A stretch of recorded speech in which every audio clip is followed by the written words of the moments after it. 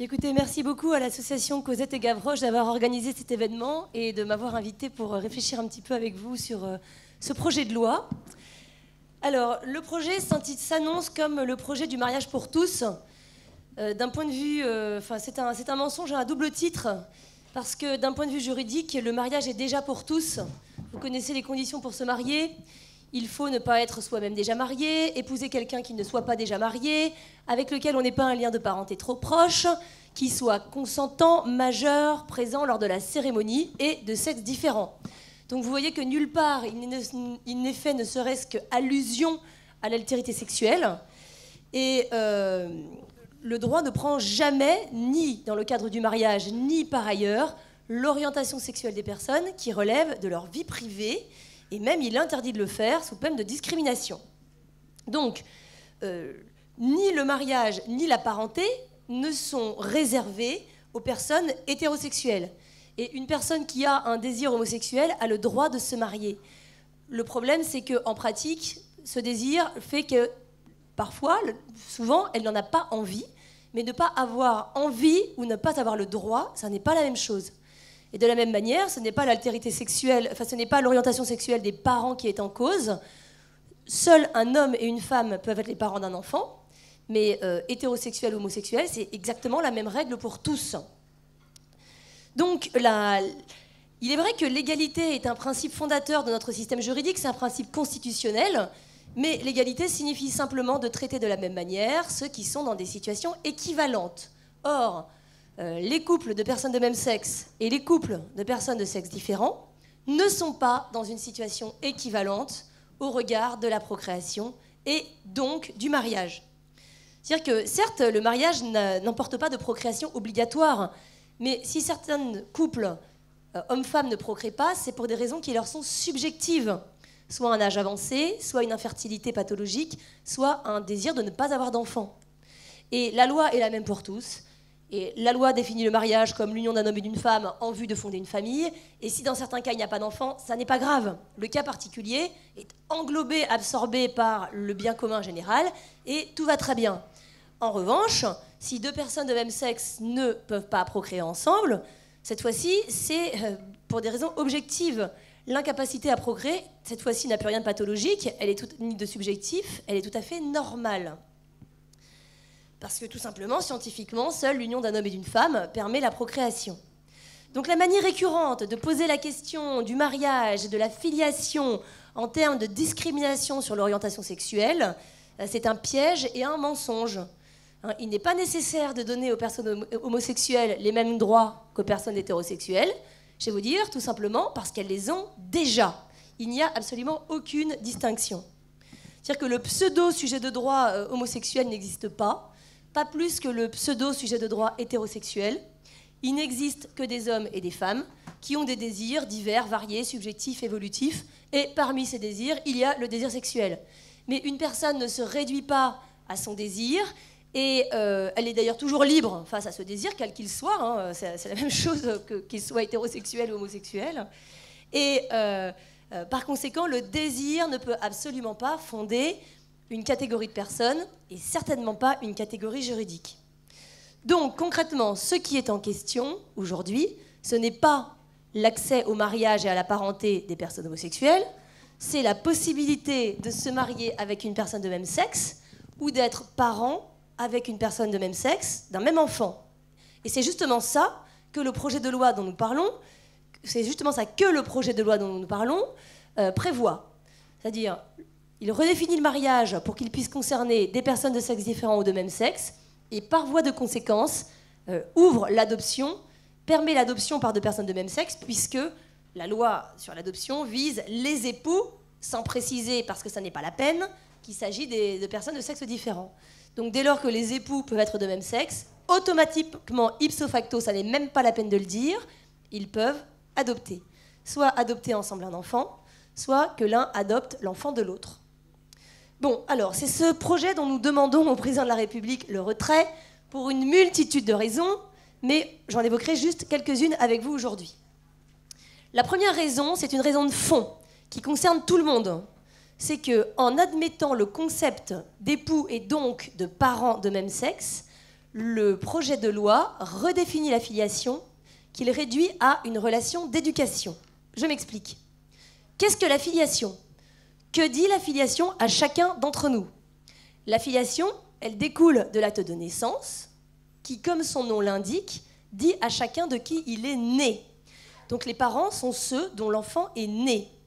Donc avant d'être un rôle, d'éduquer l'enfant, l'aimer, etc., être parent, c'est un statut. Les parents sont ceux dont l'enfant est né. Alors évidemment, la filiation ne se réduit pas à la vérité biologique, et d'ailleurs le droit ne garantit à personne sa filiation biologique véritable. Par exemple, puisqu'on parle du mariage, lorsque le mariage désigne le mari comme père, il n'y a pas de vérification biologique de la paternité du mari. Donc on n'a pas le culte de la vérité biologique, pas du tout. Et c'est la raison pour laquelle la naissance qu'indique la filiation peut, certes, dans la plupart des cas, être biologique, mais aussi symbolique. C'est le cas en cas d'adoption, mais au-delà de ce cas particulier, plus généralement, à chaque fois qu'une personne qui n'a pas engendré l'enfant est désignée légalement comme parent. Donc, la filiation repose sur la naissance de l'enfant. Elle indique à l'enfant de qui il est né, que ce soit biologiquement ou que ce soit symboliquement. Mais pour que cette dimension symbolique de la filiation puisse se mettre en place, il est indispensable que les parents soient de sexe différent. Parce que seul un homme et une femme peuvent indiquer à un enfant une origine, fût-elle symbolique. Parce que l'enfant ne pourra jamais se représenter comme issu de l'union de deux personnes de même sexe, quelles que soient les qualités personnelles de ces personnes par ailleurs. Et d'ailleurs, c'est pourquoi le droit français garantit à tous une filiation vraisemblable. C'est-à-dire que nul ne peut avoir à la fois de père ou de mère. Si un homme veut reconnaître un enfant qui a déjà un père légal, il faut commencer par faire tomber la paternité existante, et quand la place est libre, il peut lui-même établir sa paternité. Et ça, c'est un principe essentiel du droit de la filiation, comme l'a dit la Cour de cassation l'année dernière, pour refuser la reconnaissance en France d'une adoption prononcée à l'étranger à l'égard de deux hommes. Parce que reconnaître une telle adoption revenait à inscrire sur le registre français d'état civil l'enfant comme né de deux hommes, ce qui aurait été incohérent. Voilà, donc la filiation ne se réduit pas à la vérité biologique, mais la filiation se définit en référence à l'engendrement de l'enfant, et donc aux exigences scientifiques pour l'engendrement d'un enfant, à savoir que les parents soient un homme et une femme. Donc, on comprend que dès lors qu'on admet des parents de même sexe, quel que soit le moyen, aujourd'hui l'adoption, demain l'AMP, mais enfin très franchement, peu importe, dès lors qu'on admet des parents de même sexe, les mots filiation et parents changent de sens. Parce qu'avec des parents de même sexe, les parents ne peuvent plus être ce qu'ils sont, ceux dont l'enfant est né, y compris symboliquement. Ça n'est plus possible. Donc, en dépit des termes qui continuent d'être utilisés, parents, filiation, enfant, en réalité, la réalité qui est visée n'est plus la même. Les mots ont changé de sens. Alors, un des aspects les plus visibles, même si ce n'est pas le plus fondamental, mais c'est le plus visible, c'est la modification terminologique. Et le projet de loi à l'origine prévoyait justement de supprimer du Code civil et de la législation en général les termes de père et mère, qui sont inadaptés pour accueillir des parents de même sexe. Alors, parce que parfois c'est des choses symboliques, visibles comme ça, qui suscitent le plus de réactions, et devant la réaction de rejet face à cette disparition linguistique dans le Code civil des termes père et mère, le gouvernement, enfin la commission des lois, dans la commission des affaires sociales, enfin peu importe, de l'Assemblée a modifié le projet de loi, pas avec ce qu'on a appelé un amendement balai. En fait, c'est pas vraiment un balai, c'est plutôt un chapeau, parce qu'il figure à l'article 6, enfin peut-être article 6 du Code civil. Donc c'est d'entrée de jeu qu'on nous annonce que, bon, finalement, on ne modifie pas les termes père et mère, mais quand on lit dans la loi française les mots père et mère, cela concerne aussi, le cas échéant, des personnes de même sexe. Donc, l'aspect visible est supprimé, si je puis dire, dans la mesure où les parents continuent à s'appeler les pères et mères, ce qu'ils sont dans la plupart des cas. Et d'un certain point de vue, c'est tant mieux, parce que ça manifeste bien la résistance de la biologie à être déconnectée de sa référence à l'engendrement de l'enfant, et ça montre bien que la filiation sexuée doit rester le modèle, sinon ça devient incompréhensible. Mais sur le fond, ça ne change rien du tout, parce que dès lors qu'on admet que père et mère peuvent s'entendre de parents de même sexe, donc ce qui est écrit une fois pour toutes, au lieu de modifier tous les articles, on fait évoluer nécessairement la signification de ce mot parent. Les parents ne peuvent plus désigner ceux dont l'enfant est né. C'est terminé. Bon, et en plus, avec cette histoire d'amendement Balai, remarquez l'avantage, c'est qu'on a un argument pour le Conseil constitutionnel de plus, parce que du coup, la loi française devient complètement illisible et incompréhensible. Parce que maintenant, quand vous allez lire le Code civil, donc bonne chance à nos amis étrangers, quand on va lire le Code civil français, eh ben, il faudra une espèce de glossaire sous la main pour nous dire ce que veulent dire les mots. Parce qu'en fait, quand on lira père et mère, il faut comprendre que ça peut aussi désigner 2 hommes ou 2 femmes. Alors peut-être qu'aussi un jour, quand on lira soleil, ça veut dire aussi pluie, ou d'autres choses comme ça. Hein. Donc, aujourd'hui, quand on aborde un texte de loi, on voit écrit père et mère. Et si on n'est pas au courant que père et mère, ça peut vouloir dire aussi 2 hommes ou 2 femmes, eh ben, on passe complètement à côté du contenu de la loi. Donc, du coup, avec ce genre de disposition, la loi devient absolument imprévisible et surtout illisible. Et ça, c'est un motif d'inconstitutionnalité, donc on en reparlera. Bon, et de toute façon, même si dans le Code civil, les mots père et mère demeurent, il y a une chose qui est sûre, c'est que contrairement à ce que nous prétendent le rapporteur du projet, la ministre de la Justice et la garde des Sceaux, de façon unanime, il va falloir modifier les actes de naissance parce qu'il n'y aura pas le choix. Le projet prévoit l'adoption plénière par 2 hommes ou 2 femmes. L'adoption plénière modifie l'acte de naissance de l'enfant. L'acte de naissance ne pourra plus indiquer les pères et mères. Ce n'est pas possible. Alors, Madame Taubira nous a annoncé qu'on aurait différents modèles d'acte de naissance et de livret de famille. Mais ça ne tiendra pas 5 minutes. Oui, merci de lever les yeux au ciel. Vous rejoignez mon idée. C'est que ce genre de décret livret de famille ou acte de naissance, au bout de 5 minutes, nous l'attaquons devant le Conseil d'État pour le faire annuler pour illégalité. Parce que d'abord, c'est la négation même de l'état civil. C'est-à-dire un état civil différent selon l'orientation sexuelle des personnes, selon le sexe des personnes. C'est la négation même de l'état civil. En plus, ce sera complètement impraticable, parce que lorsqu'un officier d'état civil va recevoir la déclaration de naissance d'un enfant, il dit bon, un tel est né de telle femme tel jour. Mais le pauvre officier d'état civil, il n'est pas Madame Soleil. Donc il ne sait pas toujours qui sera le 2e parent de l'enfant. Est-ce que l'enfant va être adopté par la conjointe de la mère, ou est-ce que l'enfant va être reconnu par son père? Alors qu'est-ce qu'il fait en attendant de savoir ça? Il est bien obligé de prendre un acte de naissance. Donc lequel? Donc de toute façon, ça n'est pas praticable.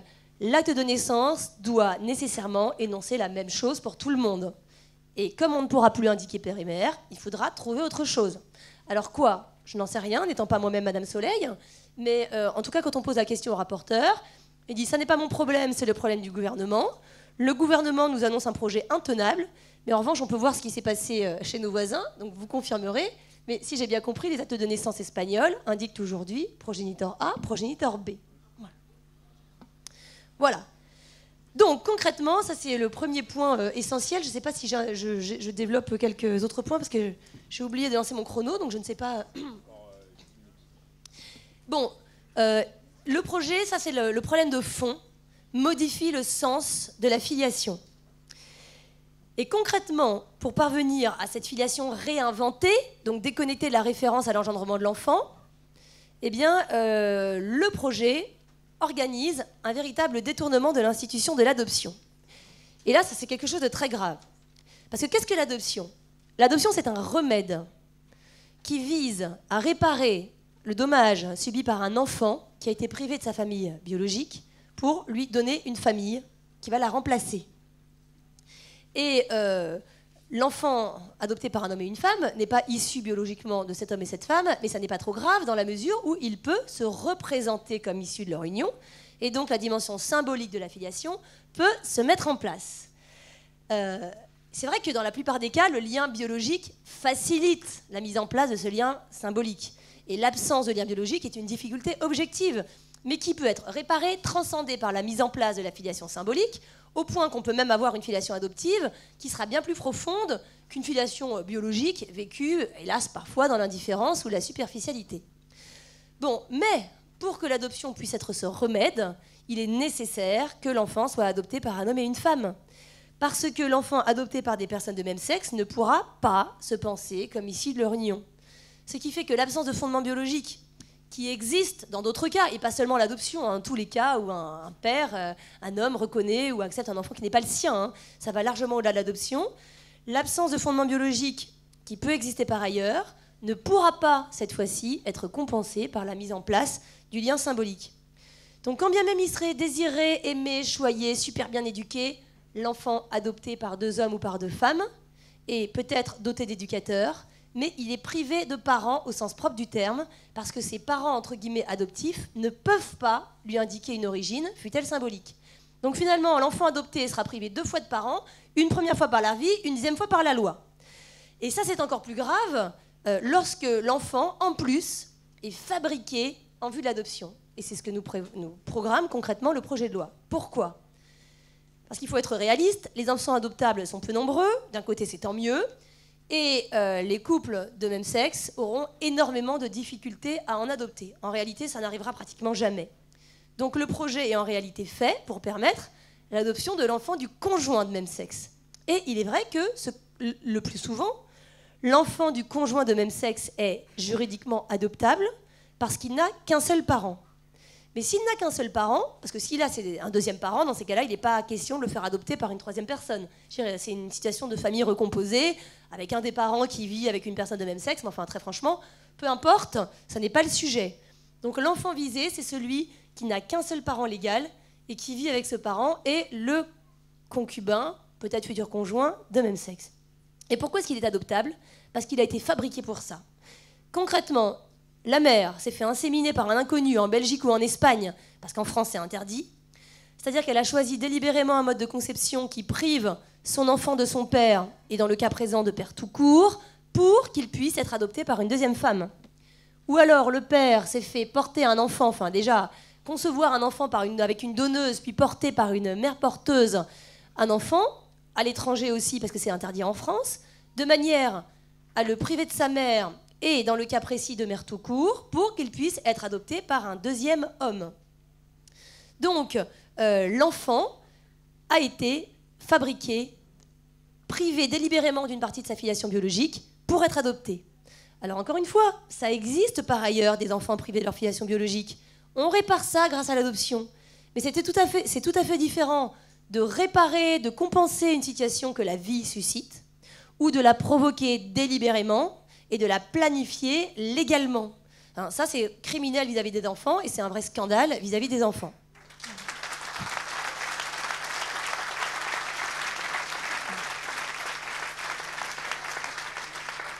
Alors, on entend souvent le contre-argument suivant, qui est que des enfants, effectivement, dans cette situation existent déjà, des enfants nés d'insémination artificielle à l'étranger ou de mères porteuses à l'étranger, qui sont éduqués par des personnes de même sexe et qui seraient très heureux. Donc ça, c'est une chose qu'il faudrait vérifier en raison des limites et de la partialité des études, etc. Mais enfin, à la limite, peu importe. Si ces enfants sont très heureux, je dirais, mais heureusement qu'ils sont très heureux, parce qu'il ne manquerait plus que ça en plus qu'ils soient malheureux. Hein, ce serait juste la meilleure. Donc, si un enfant qui a été privé de sa filiation biologique et d'une filiation cohérente pour pouvoir être éduqué par 2 personnes de même sexe est très heureux, mais tant mieux. Personne ici ne va se réjouir du fait que qui que ce soit malheureux. Hein, tant mieux.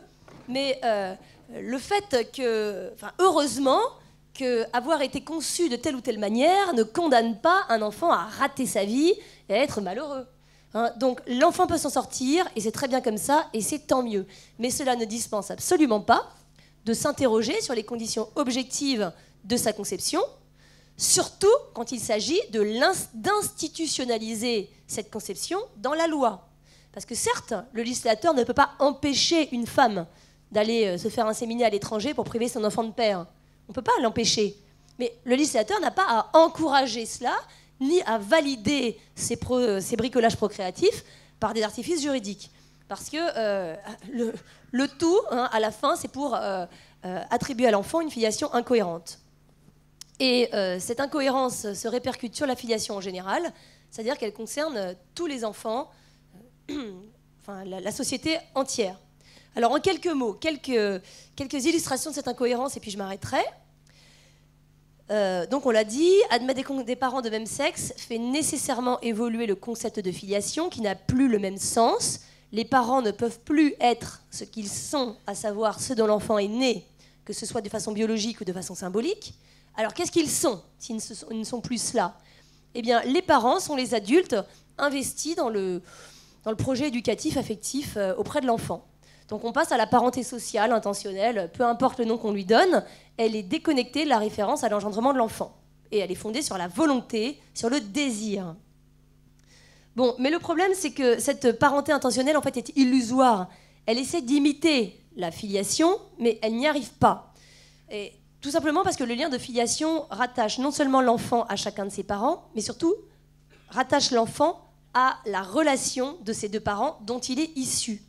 Et une parenté intentionnelle à l'égard de personnes de même sexe ne pourra jamais que rattacher l'enfant individuellement à chacun des adultes, mais pas à la relation entre les deux adultes, puisque cette relation, par définition, ne peut pas porter la venue de l'enfant.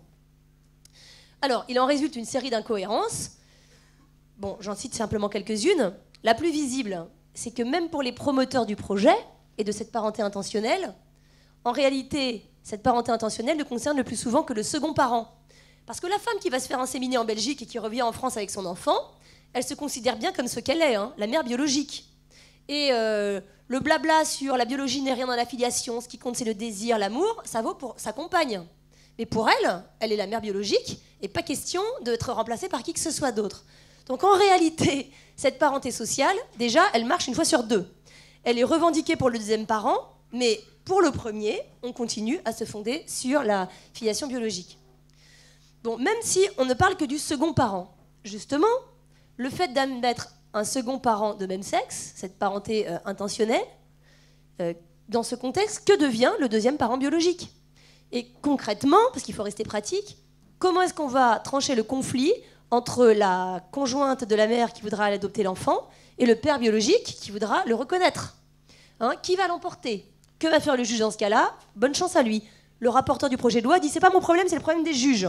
Oui, bon, bravo, c'est aussi le problème des enfants, hein, et ce problème est sans issue. Bon, sinon, puisque la parenté est intentionnelle, on se demande qu'est-ce qu'elle devient lorsqu'il n'y a plus d'intention. Que deviennent les enfants qui ne sont pas désirés, qui ne font pas l'objet d'un projet parental? Parce qu'on ne pourra pas longtemps continuer à imposer des paternités biologiques à des hommes sous prétexte qu'ils sont le père biologique, alors que par ailleurs, la loi intègre une nouvelle définition de la filiation qui est complètement déconnectée de la référence à la biologie. Hein, c'est-à-dire que ça n'est pas écrit dans la loi, mais c'est pas la peine. La loi dit 2 et 2 font 5, en admettant les parents de même sexe. On ne pourra pas imposer à d'autres que 4 et 4 continuent de faire 8. C'est pas la peine d'écrire dans la loi que ça fait 10. Hein. Ils l'invoqueront devant les tribunaux et ils obtiendront gain de cause, parce qu'ils auront raison. Bon, de la même manière, comment est-ce qu'on tranchera les conflits de parenté intentionnelle, cette fois-ci quand l'enfant sera surdésiré? Il y a des enfants qui sont élevés par 3 ou 4 adultes, qui sont tous investis dans le projet parental, etc. Qui vont être les parents? Alors aujourd'hui, c'est le père biologique, la mère biologique, mais dès lors qu'on admet l'idée de la parenté intentionnelle déconnectée de la biologie, pourquoi donner la préférence à la biologie quand vous avez 4 adultes indifféremment investis dans le projet parental? Alors c'est vrai qu'on peut aussi aller voir à l'étranger. Je ne crois pas que ce soit déjà le cas en Espagne, mais en tout cas c'est le cas au Canada.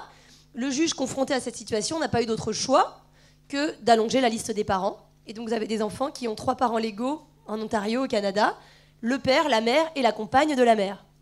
Et si le père avait lui-même eu un compagnon ou une compagne, bah évidemment il aurait nécessairement dû être reconnu comme parent lui aussi, hein, pourquoi pas. Et donc l'enfant aurait pu avoir 3 mères et un père, ou 2 mères et 2 pères. Bref, en conclusion, certains, le plus souvent en pratique des femmes, font le choix d'un mode de conception qui prive délibérément leur enfant de père, de son père biologique et de père tout court, pour qu'il puisse être élevé et demande être également adopté par une deuxième femme. Les hommes peuvent faire la même chose, mais statistiquement c'est plus rare. Et le problème est le même. Alors encore une fois, la loi ne peut pas empêcher les gens de faire cela, mais ce qui est certain, c'est qu'elle n'a pas à encourager ce phénomène, et elle n'a certainement pas à l'institutionnaliser. Le rapporteur du projet disait à Lyon, là, quand il est venu à la mairie du 3e arrondissement, les personnes de même sexe ne nous demandent pas notre avis pour faire famille. Mais il y a plein de choses qui se font. Hein. Il y a plein de gens qui font plein de choses, et c'est pas parce que des personnes mettent au monde des enfants délibérément privés de leur filiation biologique pour pouvoir être éduqués par un adulte de même sexe que la loi doit cautionner ça, et non seulement le cautionner, mais en plus, surtout, l'organiser et le généraliser. Donc la filiation, c'est la relation sociale fondatrice.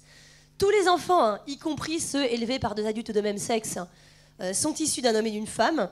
Et méconnaître cette donnée objective fondamentale plongerait la filiation dans l'artifice et l'incohérence, alors même qu'elle est censée dire à l'enfant qui il est, d'où il vient et pourquoi il existe. Voilà, je vous remercie.